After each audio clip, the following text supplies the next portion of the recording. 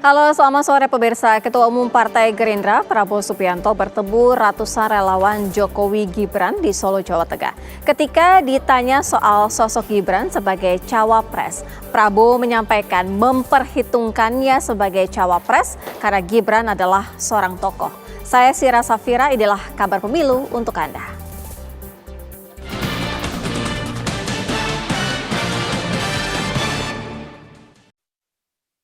Mahkamah Agung menolak upaya peninjauan kembali atau PK yang diajukan Kepala Staf Presiden KSP Muldoko mengenai kepengurusan Partai Demokrat.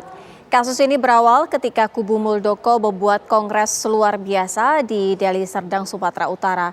Dalam KLB tersebut, Muldoko didapuk sebagai ketua umum. Mereka lalu menggugat SK Menkumham yang mengakui Agus Harimurti Yudhoyono sebagai ketua umum Partai Demokrat. Gugatan tersebut ditolak oleh pengadilan, penolakan juga dilakukan di tingkat banding. Kubu Muldoko kemudian mengajukan kasasi namun kembali ditolak. Lalu mereka mengajukan peninjauan kembali atau PK ke Mahkamah Agung. Mahkamah Agung pun menolaknya.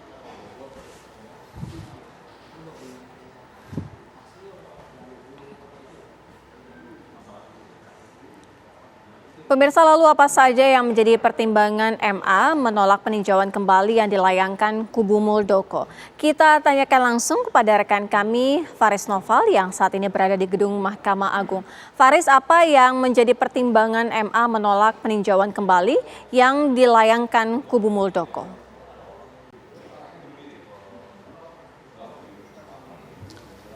Baik, selamat siang Sira Safira dan juga pemirsa. Sebelum saya sampaikan bagaimana pertimbangan dari MA, tadi saya sampaikan dulu baru saja berlangsung ini konferensi pers dari Mahkamah Agung pada sekitar pukul 13.30 waktu Indonesia Barat tentang peninjauan kembali yang diajukan oleh Kepala Staf Presiden Muldoko terhadap surat keputusan Menteri Hukum dan HAM tentang kepengurusan Partai Demokrat. Di mana dijelaskan amarnya bahwa yang pertama, MA menolak peninjauan kembali yang diajukan oleh para pemohon peninjauan kembali. Lalu yang kedua, ini menghukum para pemohon peninjauan kembali dengan membayar biaya perkara peninjauan kembali sebesar Rp2.500.000. Nah, ini dia pendapat yang disampaikan juga oleh Mahkamah Agung tadi lewat juru bicara MA, Agung Soeharto, bahwa yang pertama, masalah ini merupakan masalah internal Partai Demokrat yang harus diselesaikan terlebih dahulu di Mahkamah Partai Demokrat sebagaimana dimaksud di pasal 32 ayat 1 Undang-Undang Nomor 2 Tahun 2011 tentang partai politik. Lalu juga dijelaskan tadi pendapatnya bahwa novum yang diajukan oleh para pemohon peninjauan kembali ini tidak bersifat menentukan sehingga tidak bisa menggugurkan pertimbangan hukum dari putusan kasasi, begitu Sira. Dan ini kami hadirkan tadi penjelasan dari Agung Soeharto selaku juru bicara Mahkamah Agung. Pendapat dari majelis bahwa walaupun objek sengketa merupakan keputusan tata usaha negara sebagaimana dimaksud pasal 1 angka 9 dan pasal 1 angka 10 Undang-Undang Nomor 51 Tahun 2009 tentang perubahan kedua atas Undang-Undang Nomor 5 Tahun 1986 tentang Peradilan Tata Usaha Negara, Yunto pasal 87 Undang-Undang Nomor 30 Tahun 2014 tentang Administrasi Pemerintahan, akan tetapi pada hakikatnya sengketa AFWO merupakan masalah penilaian keabsahan kepengurusan Partai Demokrat antara penggugat dan tergugat dua intervensi, sehingga merupakan masalah internal Partai Demokrat yang harus diselesaikan terlebih dahulu melalui Mahkamah Partai Demokrat, menolak permohonan peninjauan kembali dari para pemohon peninjauan kembali. 2. Menghukum para pemohon peninjauan kembali membayar biaya perkara pada peninjauan kembali sejumlah Rp2.500.000.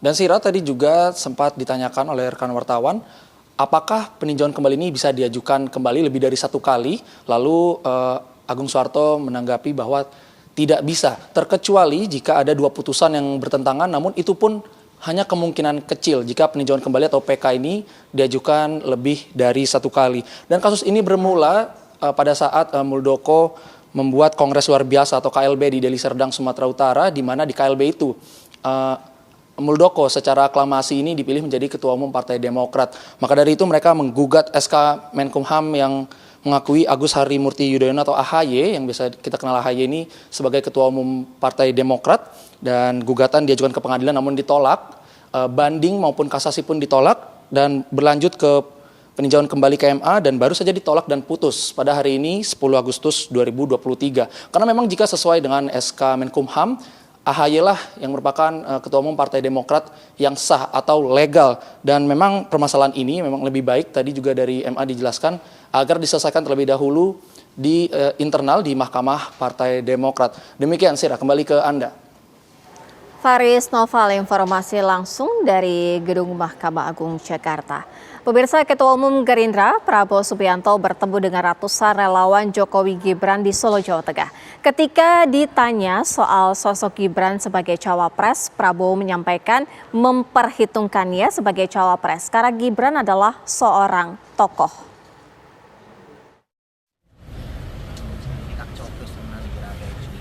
Rabu malam, Prabowo Subianto bertemu ratusan relawan Jokowi Gibran di sebuah warung di kawasan Narsopuro, depan Puro Mangkunegaran, Solo. Kedatangan Prabowo disambut meriah para relawan, di antaranya relawan Bolone Mase, relawan Bala Gibran, dan relawan Jokowi Projo. Koordinator relawan Gibran untuk Prabowo, Kuat Hermawan, ikut mendampingi Prabowo. Mereka tampak akrab dan bersahabat. Saat ditanya sosok Gibran sebagai calon wakil presiden, Prabowo Subianto menyampaikan bahwa Gibran sebagai tokoh yang bisa diperhitungkan menjadi cawapres. Dalam bursa cawapres Pak Prabowo nanti Pak? Saya kira sebagai tokoh ya pasti. Sebagai tokoh ya pasti ya semua diperhitungkan. Ya. Berarti ini Mas Gibran juga diperhitungkan masuk dalam bursa cawapres Bapak ya? Yang penting bagaimana rakyat, saya kira itu yang paling penting. Ya. Oke, terima kasih. Sementara itu, Koordinator Relawan Gibran, Kuat Hermawan, menyatakan bahwa relawan Gibran di seluruh Indonesia sudah bergerak agar Gibran menjadi cawapres Prabowo. Hermawan mengaku Prabowo menyambut positif usulan tersebut. 1, 2, 3. Teman-teman sudah bekerja di hampir seluruh Indonesia dan respon teman-teman ke Bapak itu positif. Nah, tapi ada pesan dari berbagai kelompok masyarakat itu kalau memungkinkan Mas Gibran juga sebagai cawapresnya. Karena ini menjadi rekonsiliasi Indonesia ke depan untuk menatap Indonesia ke depan. Kira-kira begitu tadi saya sampaikan ke tanggapan Pak. Respon Pak? Sangat positif tanggapannya soal Mas Gibran. Dalam kesempatan ini, Prabowo tak hanya bertemu dengan relawan Jokowi dan Gibran.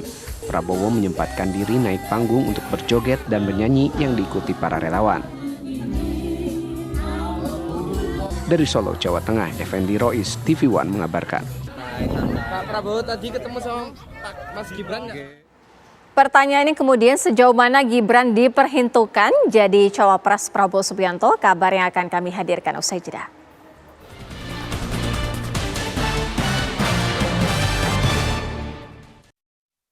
Pemirsa, relawan Jokowi Gibran meminta kepada Prabowo Subianto agar Gibran Raka Buming Raka menjadi cawapres mendampingi Prabowo.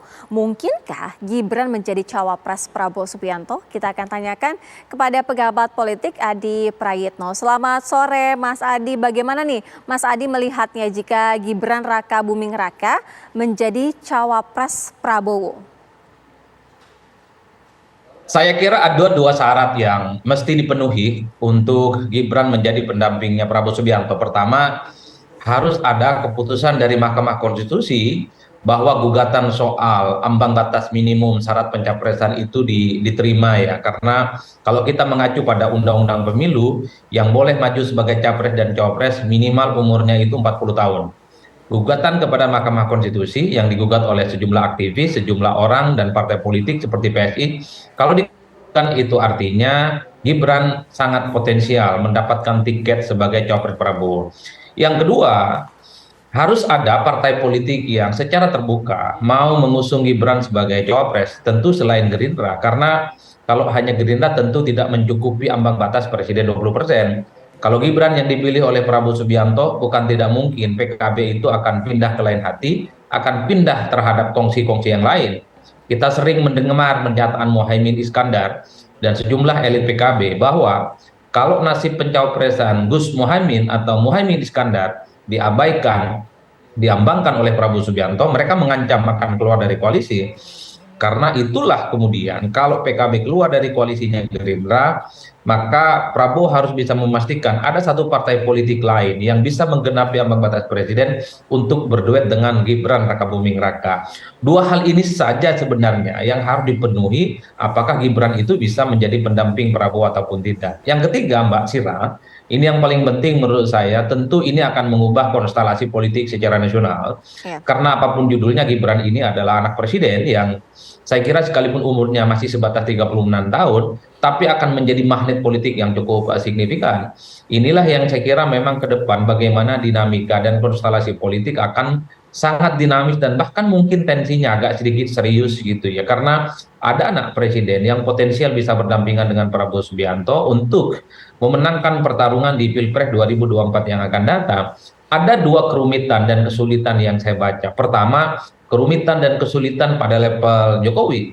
Karena apapun judulnya, Jokowi itu adalah presiden yang juga adalah kader PDIP, di mana PDIP itu sudah memutuskan Ganjar Pranowo sebagai kandidat capres. Begitupun kesulitan dan kerumitan yang akan dihadapi oleh PDIP. PDIP sudah merumuskan dan sudah memutuskan bahwa capres mereka adalah Ganjar Pranowo, bukan yang lainnya.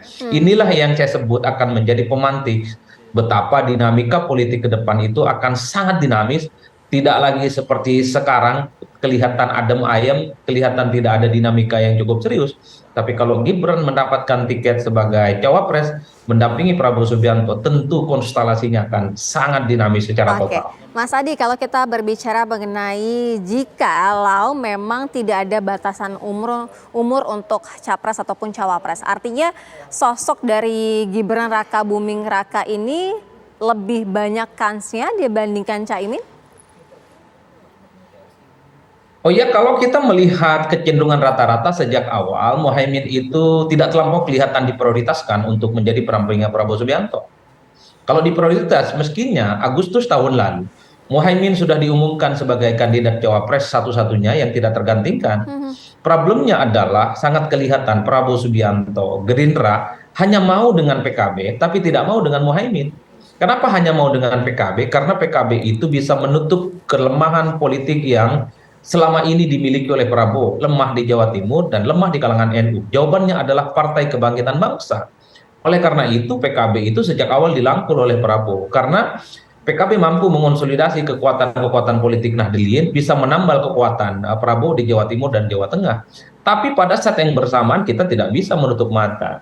Elektabilitas Muhaimin yang tidak pernah muncul secara signifikan, hanya di kisaran 1-2%. Inilah yang sepertinya membuat kenapa Muhaimin itu tidak jadi prioritas untuk bisa mendampingi Prabowo Subianto.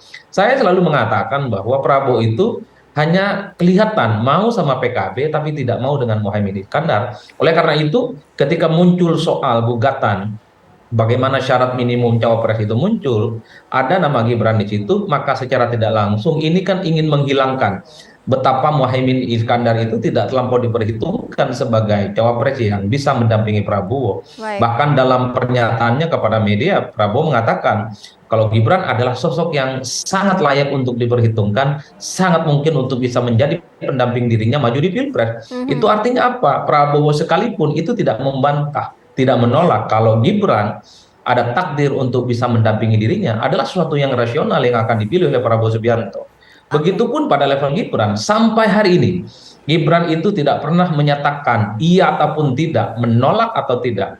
Ketika ditanya soal kaitanannya bisa maju di Pilpres 2024 sebagai cawapres, Gibran hanya mengatakan masih belum cukup umur, masih butuh pengalaman, masih 2 tahun sebagai wali kota di Solo dan seterusnya dan seterusnya.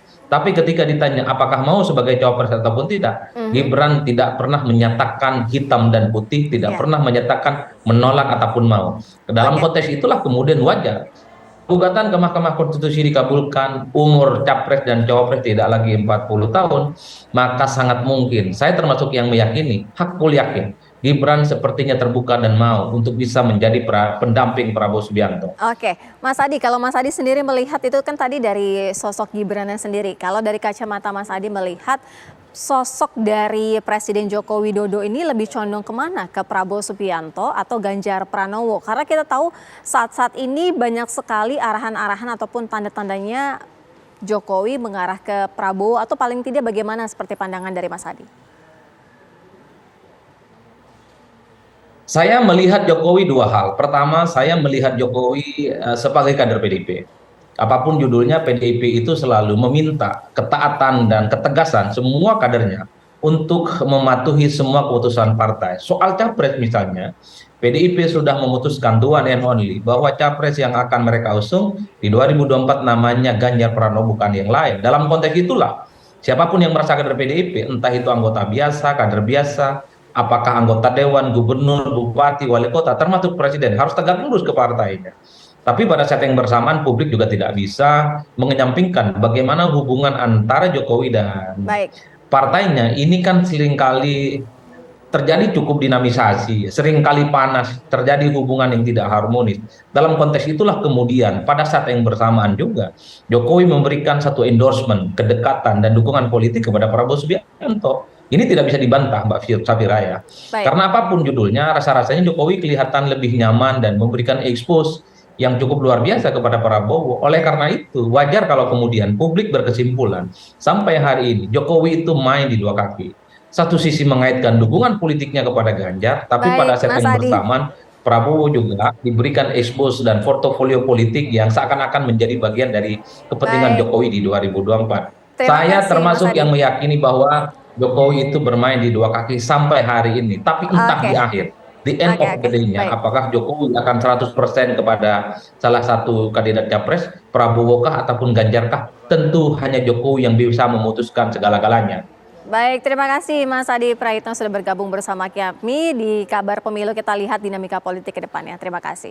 Pemirsa, Kabar Pemilu segera kembali usai jeda.